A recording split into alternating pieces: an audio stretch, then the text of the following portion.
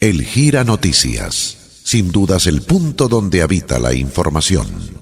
Es momento de charlar de historia, cerquita de las 11:30, 11:29 en todo el país. Ya está con nosotros el profe Raúl para charlar de historia argentina en primera instancia y después tenemos un tema internacional relevante, así que nos vamos a meter.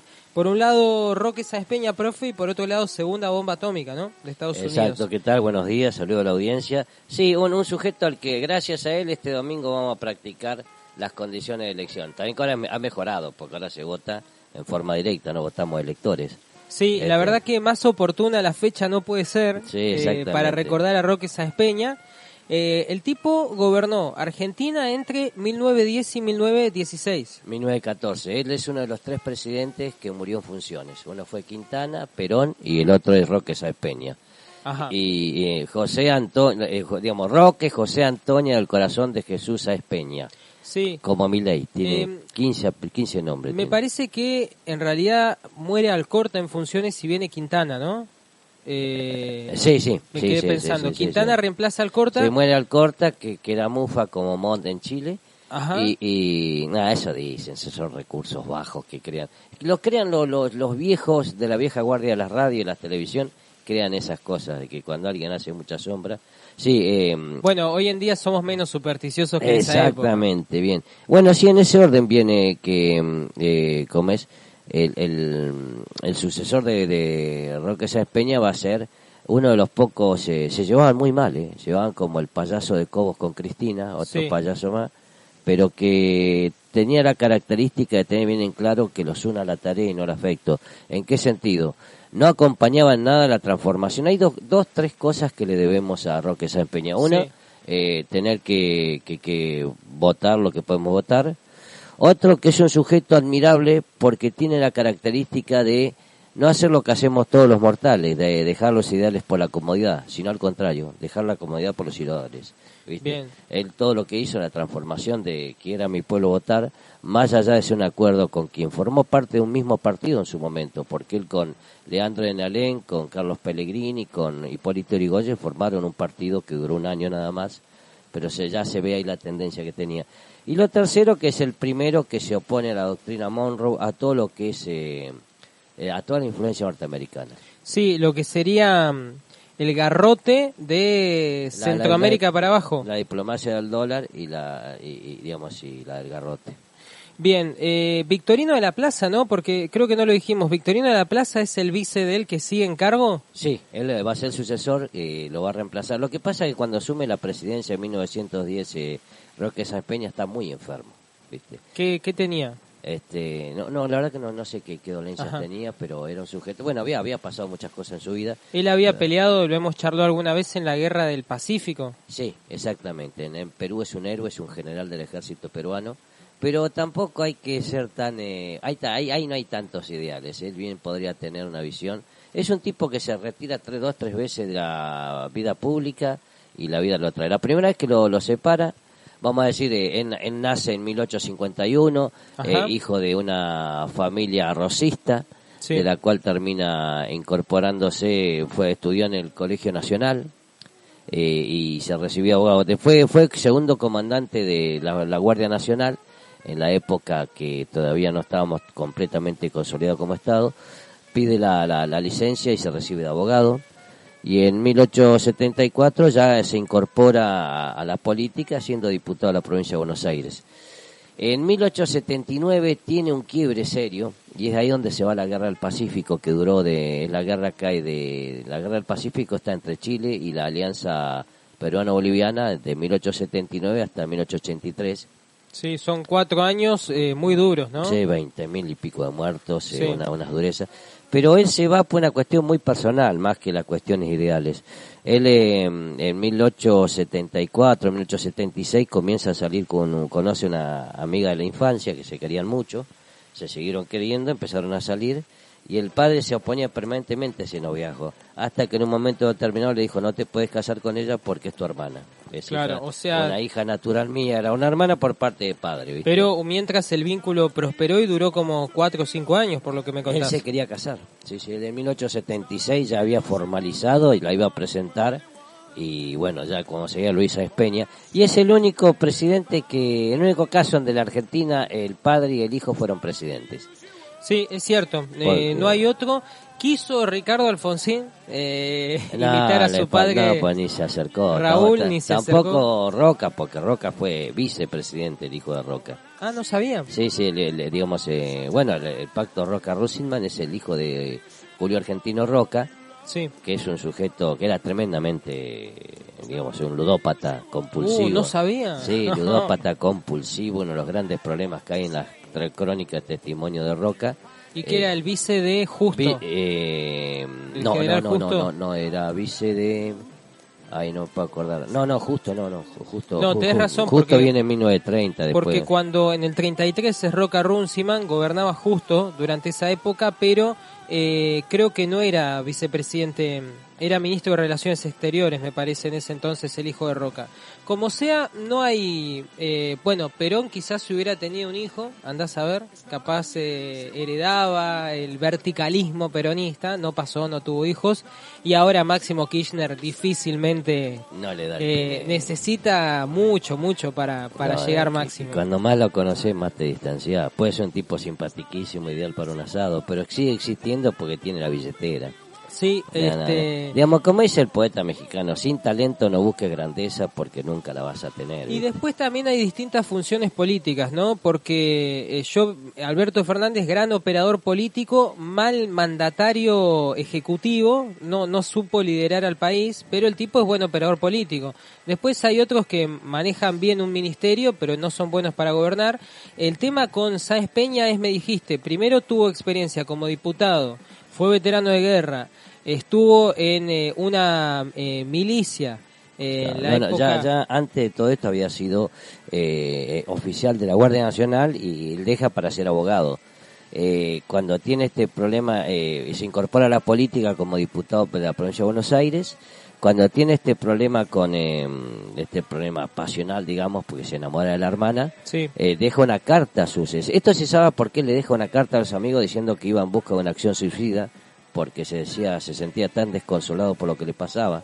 A la mujer que más amaba lo impedía el destino de... Claro, entonces se entregó a esto que sería morir por una causa, sí, en este caso una causa guerrera, ¿no? Sí, pero a diferencia de todos estos payasos que tenemos hoy en día, como Graboy, como todos los que se presentan como sujetos comprometidos, este hombre nació acomodado y permanentemente dejó la comodidad por sus ideales.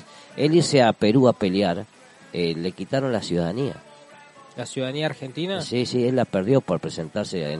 Y cuando se presenta en Perú, sabían quién era, entonces los peruanos históricos aliados nuestros le dan un cargo de reserva y él dice, no vine acá a ocupar un escritorio.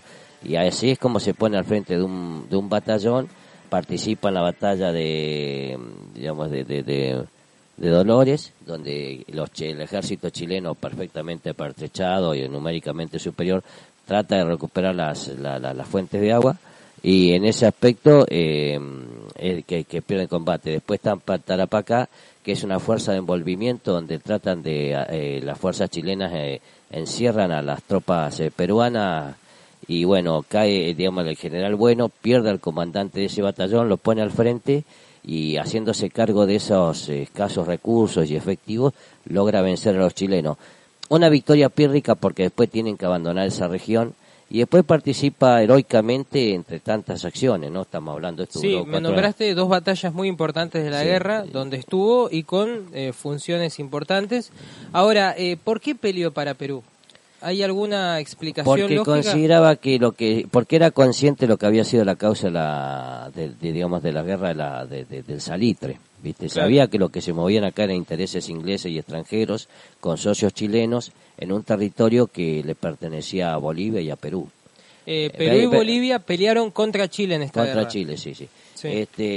Después participa en la batalla de Tarapacá, donde ya se había retirado Bolivia de la guerra y queda Perú solo, muy maltrecho, muy mal provisto, frente al moderno ejército chileno y superado numéricamente.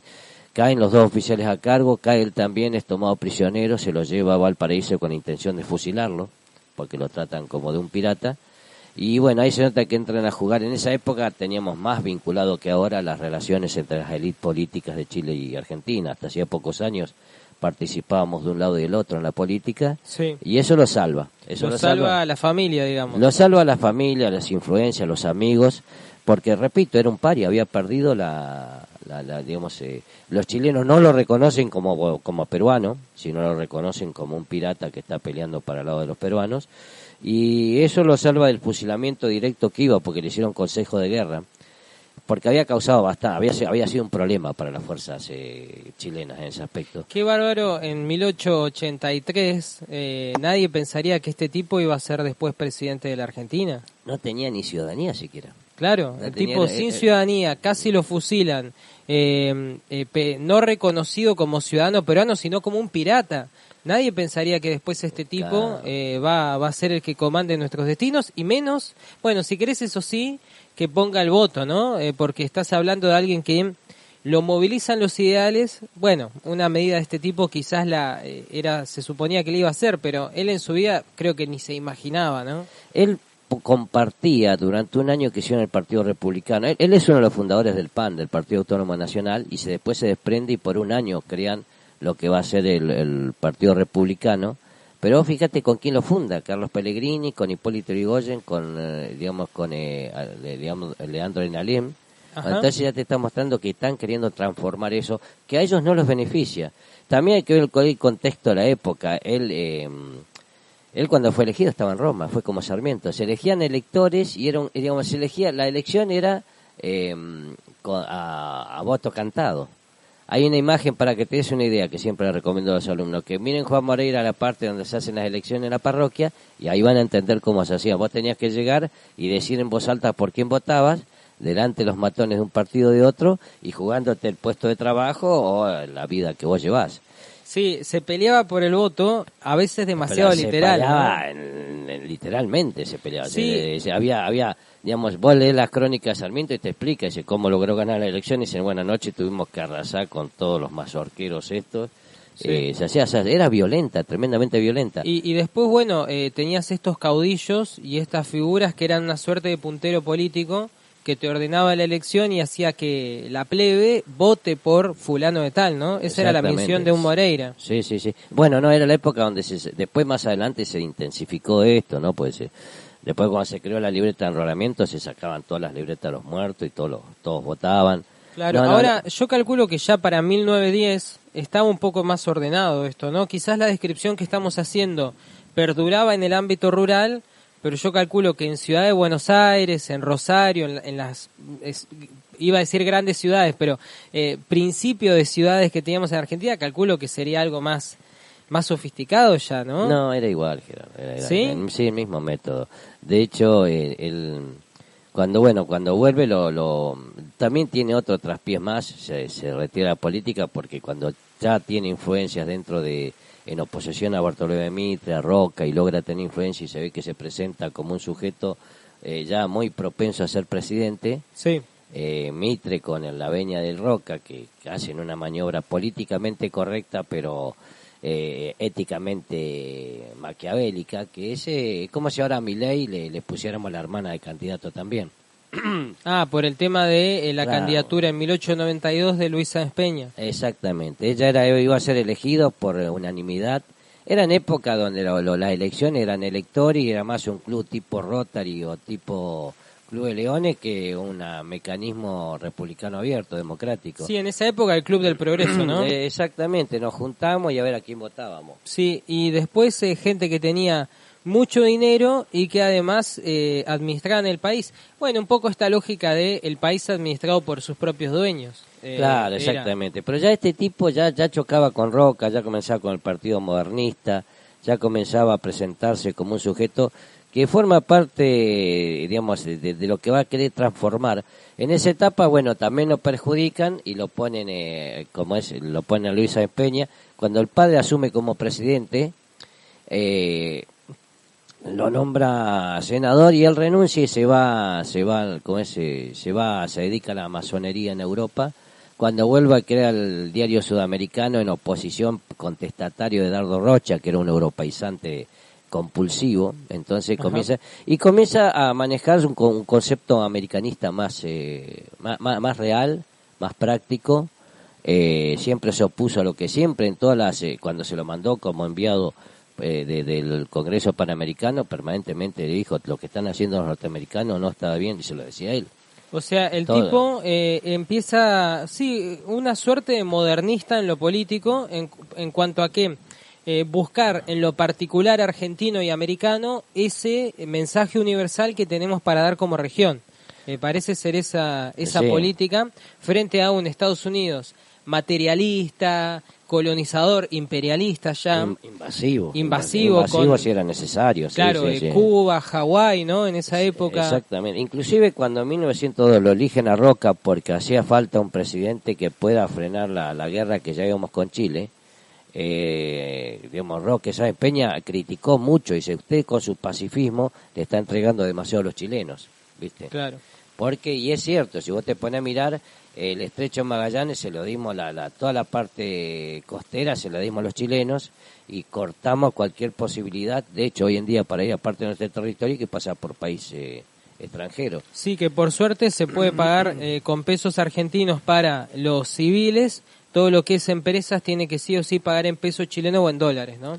Eso pasa no porque los chilenos sean buenos, porque si ellos se ponen duro con eso, nosotros no les permitimos ir al sur. No te olvides que de Puerto Montt para abajo no hay forma de llegar a Puerto Natales, no hay ruta, no hay nada. Bueno, ahí te das cuenta que así como ellos tienen desconectada parte de su soberanía por la Constitución geográfica, nosotros con Tierra del Fuego lo mismo, ¿no? Exactamente. Ahí no nos empatamos. Sí, pero esa territorialidad es producto de... Bueno, pero también hay que reconocer, es fácil hablar con el diario El Lunes. Roca en ese aspecto estuvo muy astuto, ¿viste? O sea, en algún punto les concedió ciertas cosas a cambio de otras muy interesantes, como Sí, es gran parte de la Patagonia. Sí, porque hay que decir la verdad, la Patagonia no era nuestra, pero tampoco de ellos, era un territorio en litigio, claro.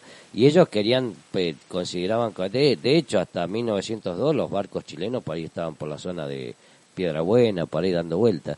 Bueno, sí. En eso Roque Sáenz Peña fue muy crítico, dijo se está haciendo, y fue un sujeto que estaba en contra de la política Monroe, porque sabía que la América para los americanos significaba un imperialismo solapado, ¿viste? Y justamente tuvo esa característica. Cuando fue, el único presidente que acondicionó la Casa Rosada para vivir ahí porque estaba muy enfermo. La verdad que no me puse a averiguar qué dolencias tenía, pero yo calculo que para la vida de la época tendría un compendio de dificultades. Un tipo que estuvo en la Guerra del Pacífico, que tuvo serios problemas, y el que lo admiro mucho es que es el único presidente de origen pobre. Después de Sarmiento es el único presidente de origen pobre, que es Victorino de la Plaza, el vicepresidente de Roque Sáenz Peña, opuesto totalmente a la política de Sáenz Peña, pero coherente en sus prácticas con el tema de que nos una la tarea y no el afecto. Él decía permanentemente hay que transformar este modo de elección que tenemos. Sí, estaba pensando, asumió a los 59 años igual que Alberto Fernández, pero claro, los 59 de 1910 no son los 59 de ahora. Hay que pensar que la expectativa de vida que se tenía en esa época era mucho menor, ¿viste? Claro, incluso Néstor Kirchner muere a los 60, digo, sí. Es una edad en donde es la edad de si querés, el gran título. Le voy a decir la verdad, porque creo que es una estupidez de viejo que yo tengo.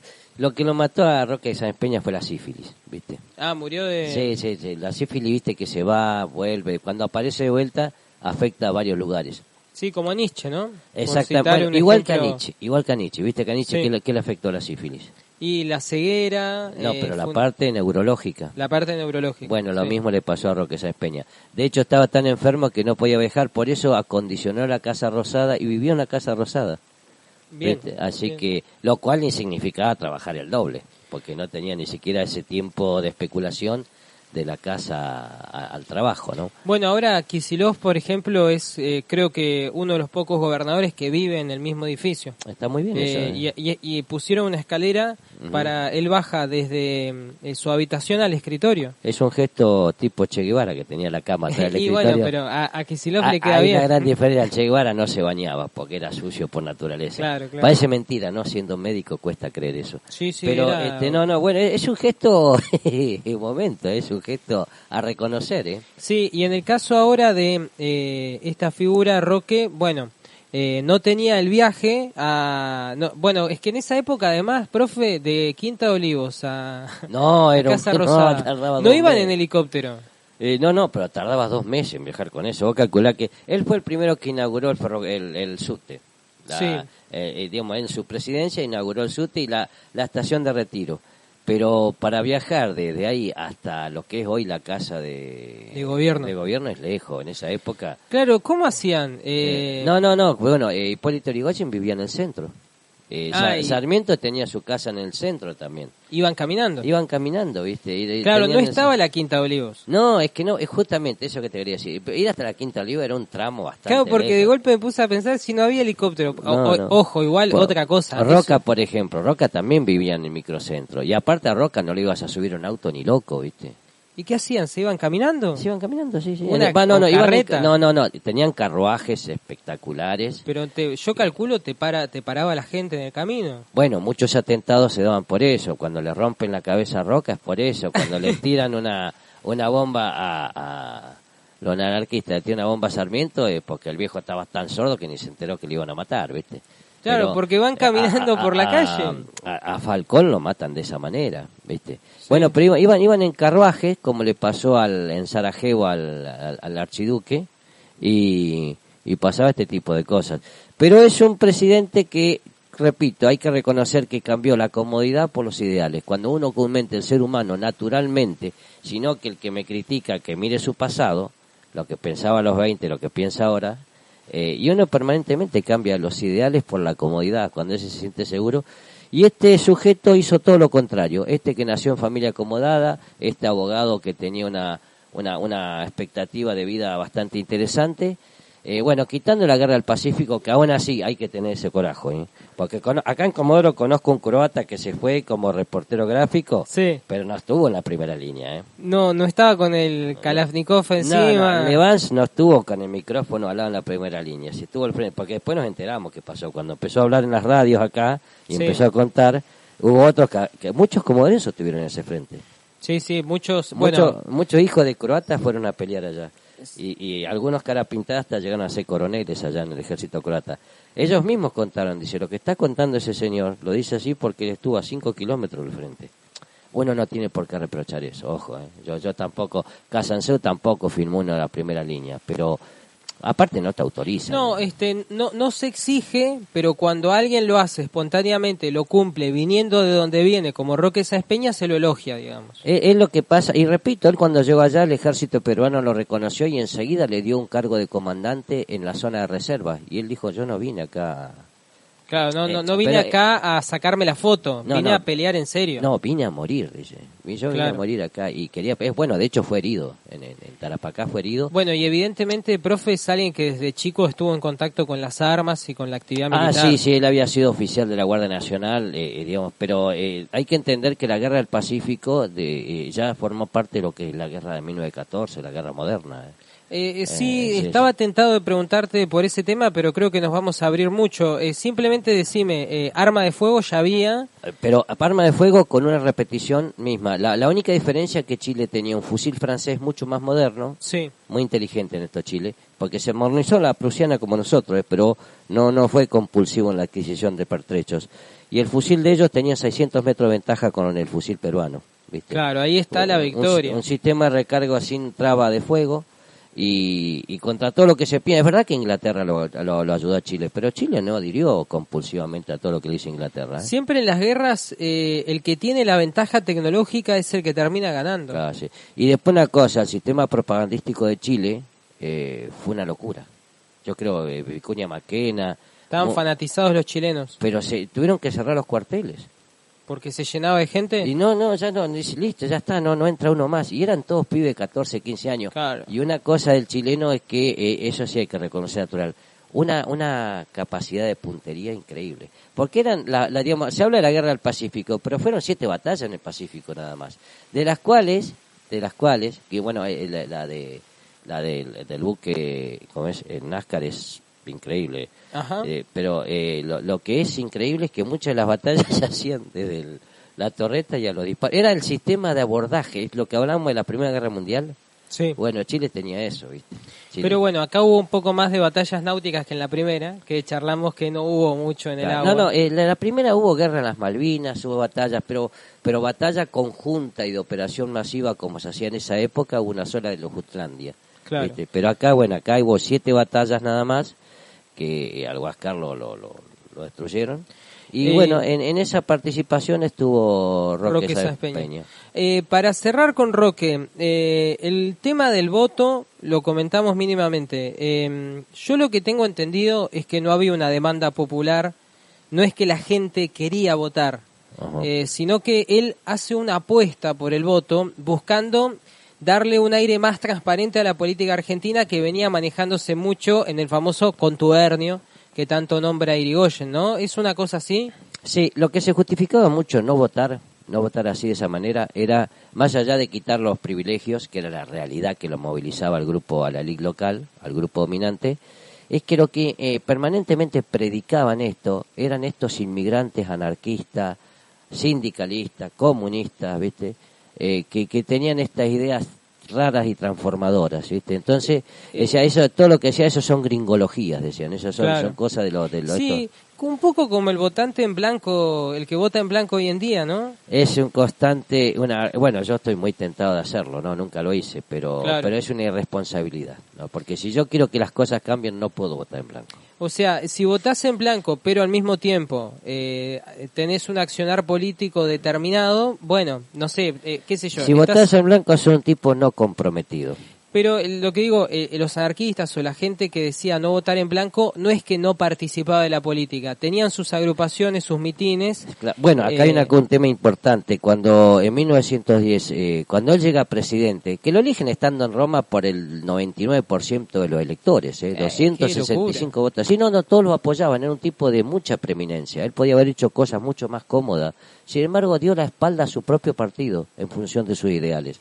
Sí. Él logra negociar con quien no era un desconocido, aunque estuvieron un año solamente, que fue con Hipólito Yrigoyen. Él le dijo, antes de asumir esta responsabilidad de negociar, en el sentido que un negocio tiene que ser beneficio para ambas partes, no un negociado, ¿viste? Claro. Él habló con Hipólito Yrigoyen y a cambio de la promesa de Hipólito Yrigoyen, decir, acordate que estamos hablando de 1910, ya pasaron la de 1890, 1893, la de 1900 y pico. Claro. Hipólito Yrigoyen se comprometió ante Roque Sáenz Peña, como viejos militantes, dice, no voy a hacer ninguna revolución armada, pero usted me transforma el sistema electoral. Y nosotros ahí recién vamos a participar. No te olvides que el radicalismo estaban los que se retiraban, como Hipólito Yrigoyen, y los que, como Alvear, decían, no, hay que participar y hacer una reforma, tipo socialista, ¿no? Sí, al final termina ganando por poco Yrigoyen, o sea, le costó igual ganarlo por las buenas. Sí, no fue por una amplia mayoría, y cuando llegó al Congreso no tenía mayoría en el Congreso. De hecho, ahí es cuando vienen las alianzas del radicalismo con el conservadurismo, con el Partido Autónomo, para aprobar muchas cosas. No queda otro remedio. Pero hay que recordar esto también, la capacidad de negociación de político que tenía José Antonio del Corazón de Jesús Sáenz Peña. Mirá el nombre que tenía. Roque José Antonio del Corazón de Jesús Sáenz Peña. Como Milei tiene un nombre parecido. ¿En serio? Sí, búscalo. Lo voy a buscar. Es esa costumbre de ponerle 14, 15 nombres antes del apellido. Sí. Pero da notoriedad. Bueno, pero esto lo que hay que reconocer. Él, antes de asumir como presidente, no es que una vez que esté ahí veo cómo lo arreglo, no. Habló con Hipólito Yrigoyen, inclusive se habla, ¿no? Algunos historiadores baratos de hoy en día dicen que le ofreció unos ministerios que Yrigoyen era un krausista, vos no lo ibas a... era un austero por naturaleza. Claro, no lo arreglás con el cargo, digamos. No, él tenía filosóficamente era krausista, no lo ibas a negociar con un cargo, ¿viste? Pero sí le prometió, eran sujetos de palabras, le dijo, tenían lo que los dicen los delincuentes, tenía código, ¿viste? Claro. Roque Sáenz Peña le dijo, si usted no me hace ninguna revolución armada, porque no quiero más sangre en el país, él había participado en varias, ¿no? Sí. Yo le transformo, yo le prometo que voy a reformar el sistema electoral. Y Hipólito Yrigoyen se comprometió y no levantó ni una gomera, digamos. Muy difícil, Gerardo. Y el sistema de electores fue un sistema, entre otros, que se terminó optando. Había otras posibilidades, el voto censitario, el voto por profesión. El voto censitario estaba. Se calculaba que para votar tenías que tener una propiedad, pero tenías que como la Revolución Francesa, no era nada nuevo, la Revolución Francesa terminó así. Yo lo que miro es esto, Gerardo. ¿Vos te imaginás a alguien que negocia con los piqueteros previamente? ¿Estaría mal? Para mí no, y Sí, hace falta. está mal, porque ¿cómo vas a negociar tu ideal con un piquetero que es un negro mantenido por los planes? No, bueno, para mí no yo es así. no es que opine así, es la realidad con que se describe. ¿Viste? Con que se Vos describe mirá Canal 13, mirá malicioso, TN, bueno, mirá TN y ahí, o claro, los pero macanudos. mirá los Bueno, medios pero que me nombrás. vos mirás La Nación, los macanudos de La Nación y te van a Sí. decir, este tipo está vendiendo sus principios con estos negros planeros. Pero al común, preguntarle al porteño que tiene que viajar todos los días al trabajo, si no es una cuestión inteligente decir, mire, si usted no me corte, no me haga ni un piquete, y yo le aseguro que vamos a llegar a una coordinación de este sistema. Es lo mismo que hizo Roque Sáenz Peña con Hipólito Yrigoyen. Sí, hay que entender que Roque Sáenz Peña estaba auspiciado por La Nación Más, ¿no? Digo, en ese No, entonces. Roque Sáenz Peña era la nación malo, era un renegado de su propio origen. Claro. Es un tipo que le dio la espalda a su partido político por ideales. Y lo logró a través de este sufragio falsamente universal, porque era solo los hombres argentinos y alfabetos, digo, había que saber leer y escribir. Sí, El sí. analfabeto podía no votar, pero fue una transformación que sentó las bases de lo que más tarde sería ya el voto femenino con Eva Perón Y demostró que tenía razón los conservadores, porque la primera elección, ¿quiénes ganan? la oposición. En Santa Fe, la primera elección, ganan los radicales. Ganan los radicales, sí, y terminaron perdiendo el poder, pero bueno. Y aún así siguió, hasta 1916. Bueno, que ahí tiene, Victorino de la Plaza respetó eso, y 2 años después, que repito, Victorino de la Plaza es el único presidente que realmente había sido pobre. Realmente era un humilde. Hacemos una tanda y nos metemos con el otro tema de este día. Vamos a charlar un poco de esa segunda bomba de los Estados Unidos en Japón. Ya volvemos. Si usted desea publicitar o promocionar su producto, comercio o servicio en el Gira Noticias, comuníquese al 0297 411 4990 o a través de nuestro Instagram, @elgiranoticias. Con gusto resolveremos sus dudas e inquietudes y le brindaremos la solución que está necesitando.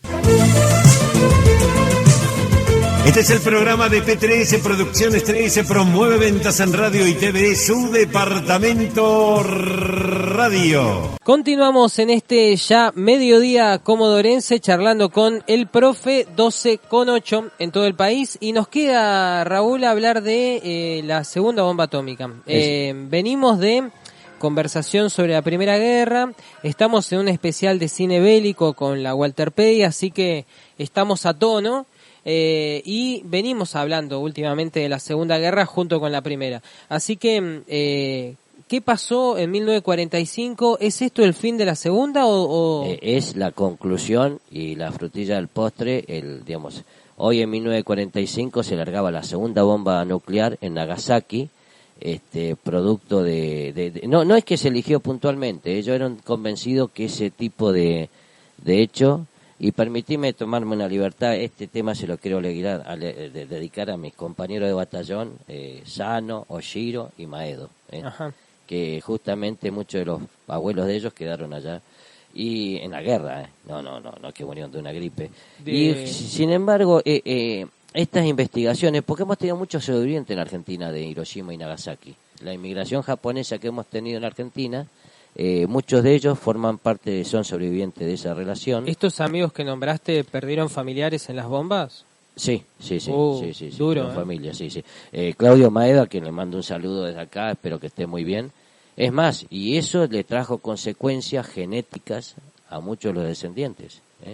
La parte, radiactiva tiene ese tipo de problemas, ¿viste? Claro. Lo que uno cree que simplemente estar lejos ya está. Lo único que tenía Nagasaki era uno de los puertos más grandes, pero no era... Hoy en día quedó demostrado con un estudio que ha hecho Irena Isabel Cafiero y Estela Cerono, con respecto a el estudio estratégico de los militares aliados, de los americanos puntualmente, porque esta fue una batalla exclusivamente de ingleses y americanos contra los japoneses. Fue la forma de, otra vez de decir que estaban hablando en serio y que no le quedó más remedio al emperador Hirohito que generar lo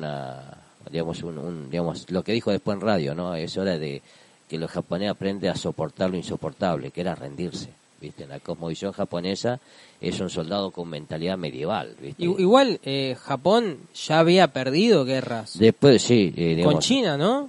No, Japón no había perdido ninguna guerra. No, al revés, los japoneses invadieron China los y por japoneses eso en el principio del siglo XX destruyeron la flota rusa. en la guerra ruso-japonesa. Después en la guerra china aplastaron China y se Sí. quedaron con todo lo que era Manchuria. Y después avanzaron sobre todo el territorio y fueron a la guerra con Estados Unidos por el petróleo que ellos tanto necesitaban. Y ¿Viste? tengo entendido que Japón también pasó a cuchillo en algún momento a Corea. Sí, también. Corea ya desde el primer lugar que ocupó y sometió fue Corea. Tal es así que hoy en día en Corea ni se te ocurra tener una bandera al sol naciente porque te trae serios problemas, ¿viste? O sea que Japón, salvo con Estados Unidos, siempre ganó. Siempre ganó y tuvo una crueldad increíble. Si no hubiera sido por la Guerra Fría, el emperador Hirohito tendría que haber hecho como un Nuremberg también, ¿viste? ¿A qué te referís? Un juicio por delito de lesa humanidad. Sí. Porque sí, lo sí. que hicieron las fuerzas de ocupación japonesa no tiene nombre, ¿viste? Pero ¿Hirohito muere? El emperador murió de viejo. Es más, se dio a... ¿Murió de viejo en el 45? No, murió hasta hace pocos años, en la década del 80. ¿El que en ese momento era emperador? El que en ese momento era emperador no se lo tocó. Claro, porque me quedé pensando, Mussolini lo matan. A Mussolini Hitler, lo atrapan los partisanos, lo fusilan. Hitler se A Hitler, suicida. supuestamente, Sí. Y la prensa americana cuenta donde no estuvo. Supuestamente, se suicidó. Sí. Y el emperador Hirohito se rindió humillantemente, pero no se lo molestó ni se lo tocó y jamás las tropas americanas pisaron el Palacio Imperial. Sabía lo que eso generaba. Claro. No te olvides que era un gobierno teocrático. Hasta ese momento el emperador de Japón era considerado una deidad, ¿viste? El soldado japonés no peleaba para cualquier gobierno. Peleaba, y aparte tenían una religión sintoísta poco fácil de explicar, que está muy ligada a la política del Estado. Bueno, hoy la ciudad de Nagasaki había sido uno de los puertos uno de los puertos más grandes que tenía Japón, pero no fue elegido solamente, objetivamente, sino cuando se avanzó se buscó lugares donde se podía llegar a descargar la bomba. Sí. Lamentablemente el clima le jugó en contra y no le quedó más remedio al que cumplía la misión que tirarla justamente en lo que era Nagasaki. Habían estimado 3-4 ciudades por ahí para atacar, que yo no me acuerdo el nombre porque son japonesas, y quienes, y después lo que dejó esto fue el estigma que creó. Hay un término que llaman los japoneses que ellos le dicen Hibakusha, que es el nombre, es la palabra que nombra al sobreviviente de la zona de máxima radiación. Ajá. Porque pasaron a ser dentro de Japón los sobrevivientes de Hiroshima y Nagasaki, no te lo cuentan, pasaron a ser como los leprosos de la Edad Media. O sea, gente que nadie la quería, que La pregunta fueron es- excluidos. La pregunta es esta: ¿por qué un japonés se va al otro lado del mundo donde no conoce ni el idioma, ni el uso, ni la costumbre? Bueno, ¿por qué da la casualidad que muchos de los sobrevivientes de Hiroshima y Nagasaki están o en Brasil o en Argentina? Porque después de sobrevivir, encima que sobrevivieron a esto y les quedaron secuelas, la sociedad japonesa lo discriminaba. Claro, como la canción de Babasónicos, quiero ser el murmullo de alguna ciudad que no sepa quién soy, ¿no? Exacto, sí, canción, llévame lejos donde nadie sepa de mí, exactamente. Claro, Bueno. y fueron a buscar eso después de haber sido totalmente excluidos y de haberse comido un bombazo que... ¿Cuánta gente mató, Raúl? ¿50.000? Hiroshima fueron 166.000 Oh, y muchos de los americanos dicen 35.000, se saben que eran 50.000, pero aparte son los que murieron en el acto. sí. Lo que no se habla es lo que pasó después. Cayó la bomba y lo que hubo después fue... Yo me acuerdo de la adolescencia de haberle hecho reportaje a japoneses sobrevivientes de Hiroshima y de Nagasaki. Y una de las cosas que te contaban no sé en cuál de las dos es montañosa, creo que en Hiroshima, lo que vino después que cayó la bomba fue una nube de fuego. Y fue terrible. Y después quedaron las consecuencias, ¿viste? Sí, las enfermedades por la radiación. Sí, se calcula que eso dejó secuencias hasta en una segunda y tercera generación. Lo mismo que pasa en Vietnam con el agente amarillo. O en Chernobyl, ¿no? Bueno, pues es distinto, ahí ya no tenés producto de un conflicto bélico, ¿viste? Peor todavía, diría. Claro, peor, sí. Bueno, y lo que tenemos también a diferencia también lo que pasó con la central nuclear de ¿La de Japón? La de Japón. Fukushima. Fukushima, que Sí. era una central americana, no japonesa. Ah, no sabía eso. No, esa estaba completamente comprada a los americanos y fue hecha pensando en los huracanes y no pensando en los tsunamis. Che, qué desastre Estados Unidos en Japón. Sí, son un peligro de sí, golpe. sí, pero bueno, en esa época, por ahí los cálculos de, bueno, digamos, el comienzo de los bombardeos fue que durante la mañana del 9 de agosto el BM-9 Brockstar, al cargo del mayor Seunit, descargaron la bomba y fue donde definitivamente se hizo. ¿Por qué lo hizo Estados Unidos? Porque también lo que decías vos, es cierto que ellos venían ganando la guerra, Sí. pero Okinawa le había llevado una cantidad de muertos americanos que era un costo altísimo. Esto aparece, creo, en La Delgada Línea Roja y en Cartas desde Iwo Jima, ¿no? Son En las dos Carta de Iwo películas. Jima la que mejor lo representa. Sí. Inclusive hay que entender una cosa, lo más cerca que estuvieron en combate los americanos fue 2.000 kilómetros. 2000, ¿cómo? No, 2000 porque el kilómetros. lugar más cercano a Japón fue Okinawa. Okinawa está a 2.200 kilómetros. Pero espera, Estados Unidos, salvo la bomba, ¿no peleó en Japón? En el territorio de la isla grande de Japón, que Sí. ellos le llaman el continente, no puso un pie. Porque sabían, si esa isla de miércoles, si Tarawa nos costó esto, si Formosa nos costó esto, si Iwo Jima nos costó esto. Lo que te vende Hollywood, a veces hay un engaño. ¿Viste la famosa símbolo de que están montando en el monte Iwo Jima la bandera? La bandera, sí. Bueno, de esos 6 soldados, después 4 murieron. Tremendo. Era una sangría impresionante porque para poder ocupar un territorio, lamentablemente hasta el día de hoy, y si no preguntar a los rusos, a la infantería solamente se la puede combatir con infantería. Y para sacar un japonés de adentro de un pozo, de una cueva, tenías que usar 5 americanos. Y el costo era altísimo. Entonces dice, si Okinawa nos costó esta sangría, nunca vamos a poder poner un pie, porque la visión del japonés, del ejército japonés, imperial japonés y de Hirohito era sencillo. Hasta las últimas consecuencias reales. Sí, hasta que no quede... No es como los sindicalistas, hasta la última consecuencia. Es real eso. Tremendo, y la pelearon hasta el último momento, pero por lo que me contás, la situación no era digamos, no es que Japón estaba ya en las últimas. Sí, estaban las últimas, ¿Sí? pero aún así no Peleaban. se renden. Igual así peleaban. Claro, pero Este. en las armas, que era un empate, por el momento. No, en las armas supuestamente Ganaba morían Estados más Unidos. japoneses que americanos y Sí. el territorio lo ocupaban. Lo que pasa que el Congreso de Estados Unidos le estaba diciendo, el costo que nos está dando cada isla que hacemos, no lo podemos sostener. Claro, ahora vos hablas de detonar la bomba.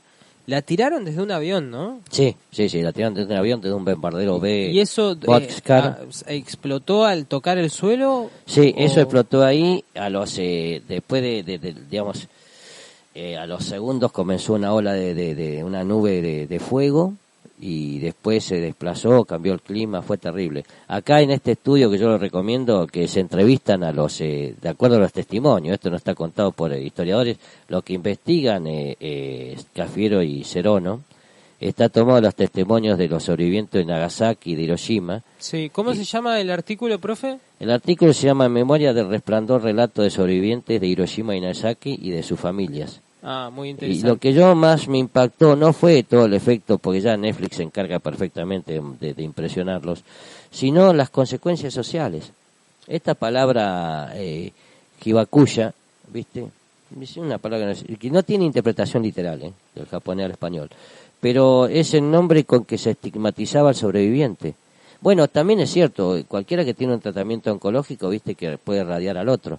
No sabía, mirá. Sí, esa es igualdad. Ah. Así que fíjese con quién. No, ahora entiendo por qué mi tía nunca me quería recibir después de la quimio. Bueno, ahí lo tenés, sí. Bueno, había yo algo. lo aprendí por los alumnos que se han tratado en adultos Claro, y claro. tenía este triste y lamentable aprendizaje. Pero bueno, acá lo que pasaba con el desconocimiento, nadie quería recibir los sobrevivientes. Yo me acuerdo mucho de un compañero de la Colimba, Claudio Maedo, que el papá lo iban a mandar a... Llegó un momento cuando cuando atacaron Okinawa, lo que hizo el ejército del Imperio del Sol fue sacar a todos los niños y los mandaron a otras islas. O sea, eso me lo contaba y el abuelo no lo vio nunca más, Maedo, era que estaba combatiendo. Lo que lamentaba la familia es que se había desviado el barco porque los americanos estaban atacando. Y se lamentaban pues se le había llegado una carta que en vez de ir a Hiroshima fueron a otro lado. Y se lamentaban, ¿cómo no fue a ese lugar más seguro que ir a Hiroshima? Era un lugar tranquilo. Era un lugar seguro para mandar a los chicos. Claro. O sea, y muchos lugares pasó eso y lamentablemente ocurrió. Nagasaki fue la muestra de que que estaban hablando en serio los americanos y que lamentablemente no tuvo objetivo militar, fue simplemente matar para impresionar. Terrorismo. Fue un acto terrorista. Un acto terrorista. Decidido a través de la política de costos del Congreso de los Estados Unidos ante un ejército y un país que, como bien decís, habían sido muy crueles con sus otros enemigos y se habían manejado con una intensidad que... o sea, ¿qué quiero decir? Los Estados Unidos es impresentable, está recontra mal, etcétera, pero a la vez, cuando vos mirás la zona, el odio que le tienen a Japón, también terminás de entender por qué pasó lo que pasó. Sí, ¿no? Especialmente si hablas con un coreano, con un chino, te lo va a explicar. Sí, en Corea nosotros que tenemos muchos inmigrantes te lo van a explicar bien, ¿viste? Porque claro. lo que le contaron los abuelos es terriblemente duro, ¿viste? Es espantoso. Bueno, eso lamentablemente las consecuencias tuvieron acá con esto. Y después, ¿cómo es esa sociedad? Te repito, porque el estigma que tenía encima es que era sobreviviente, estabas estigmatizado. No conseguías trabajo, nada. Era más fácil irse a otro lado del mundo, Sí. como la Argentina, que mantener. Porque no había lugar en Japón para ellos. Claro. Ahora, en Tokio no pasó nada. Digo, no solamente en Tokio, ni en Hokkaido, ni en Kioto, ni en Kioto, ni en ningún lugar de la isla grande. No llegaron ahí los americanos. Claro. Los más cercanos que llegaron a Japón fueron a 2.000 kilómetros. Así Viste, que el los estadio de okinawenses. Yokohama, en ese entonces de béisbol, Ni a futuramente de ni a fútbol. Yokohama, ni a ninguna otra parte. Este fue lo que sucedió. El lugar más cercano fue, digamos, Iwo Jima está lejísimo, Okinawa está a 2.000 kilómetros. Oh, qué Pero- lejos, no sabía que Okinawa era tan lejos. Es lejísimo, sí, inclusive sí, hay una gran discriminación a veces. Sí, con lo como que- de, Sí. de Comodoro a Capital, de Gallegos a Claro, Capital. así como nosotros lo de la triple frontera, donde es el chaqueño palavecino. Claro, decimos. Tartagal, toda Sí, esa zona. sí, esta es una zona argentina, bueno, con ellos pasa lo mismo, estos son más chinos. Pero bueno, lo que sucedió fue que ese fue el precio lamentable. Es cuando ese B-59 a las 11, a esta hora... ¿A esta hora? Tiraba la bomba, ¿viste? Wow, tremendo. Bueno, Sí, un triste aniversario que, dicho sea de paso, pueden verlo en los cines. Aquí en el Cine Coliseo y en el Cine Teatro Español está Oppenheimer, la película que cuenta la historia de vida del creador de la bomba atómica. Y ahí sale por primera vez sucedió esta triste y célebre palabra argentina, ¿Cuál? la mano de Dios. Porque no encontraban ninguno de los objetivos que le habían marcado al B-29 para tirar la bomba, se podía abrir pues se había nublado todo. Sí. Siguen un poco más para cumplir con la misión, ya se le estaba acabando la autonomía, Sí. y se abren las nubes, y ahí donde el piloto dice, ¿cómo se abrió? Ahí debe ser la mano de Dios, dice el piloto. Y saltó. Y salta. O sea, tenemos donde tirar la bomba, y sé qué localidad es Nagasaki, bueno, le autorizan, dice, bueno, lancen bombas nada más. Y- Qué bárbaro, ¿eh? Siempre destino manifiesto, mano de Dios. Sí, no tiene sabemos esas, por ahí qué representa, ¿viste? esas fantasías. Bueno, profe, te agradezco esta charla sobre Roque Sáenz Peña en primera instancia y ahora sobre esa segunda bomba. Después vendría la rendición, los juicios de Nuremberg, el tribunal que se hace también en Kioto, porque viste No. que también hubo juicios allá. Se juzgó a los comandantes, que son los responsables máximos, pero a Hirohito no lo tocaron. Lo primero que hizo MacArthur, lo más atrevido que hizo MacArthur con el emperador fue hacerlo hablar por radio. Claro. O sea, y lo primero que ¿Y le hizo... declarar la rendición por radio? No, lo primero que tuvo que decir, para decir la rendición, porque no se iban a rendir los japoneses. Pero lo primero que le hizo decir que el emperador Hirohito aclare que él no es una deidad. Ah, fue lo primero que... Lo primero que dijo es una deidad, y es momento que el japonés aprenda a soportar lo insoportable, y ahí explicó que se rendían. Bien, gracias, profe. Que tengas un buen fin de semana, que vayas a votar el día domingo y bueno, ya estaremos el lunes, me imagino haciendo algún comentario político también, ¿no? Bueno, que tengas un buen día, buen fin de semana. Abrazo grande. Pausa y en un ratito nada más se suma Ana Paula con el informe astrológico para esta semana.